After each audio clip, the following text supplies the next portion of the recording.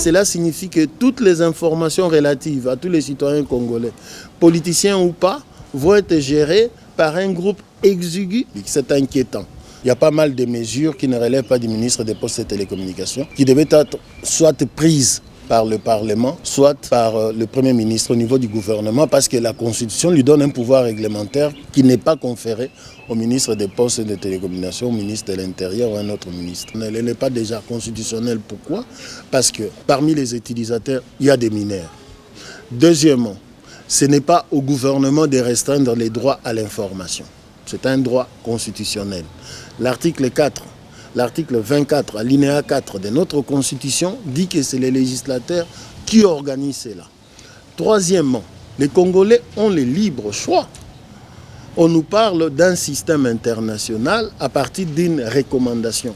Ce n'est pas un caractère contraignant. Je crois que cette disposition-là relève du législateur. Ce n'est pas au ministre de le faire. Maintenant, pour ce qui est de la forme, à partir du moment où on a du mal à retrouver cet arrêté au niveau du journal officiel, on a du mal à nous dire en quoi il peut nous être opposable. Moi, je pensais peut-être qu'on allait demander aux utilisateurs des téléphones, comme ils sont nombreux, qu'ils puissent participer à la mobilisation des recettes de l'État. Mais là, on nous dit qu'une grande partie du produit de cette taxe, c'est pour financer les activités de la RPTC. La RPTC a déjà suffisamment de ressources. Ça ne dépasse même pas 100 personnes.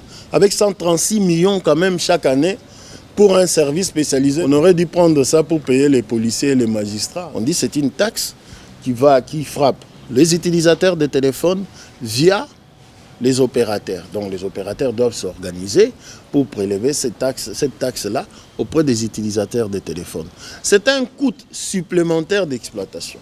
Qu'est-ce qu'ils gagnent? On aurait dû mieux faire en faisant un impôt. Au moins, ils n'allaient pas s'attendre à une contrepartie. Mais si vous demandez aux opérateurs d'avoir des obligations qui ne sont que des obligations administratives, il fallait penser quand même à les rémunérer d'une manière ou une autre ou trouver une compensation éventuelle.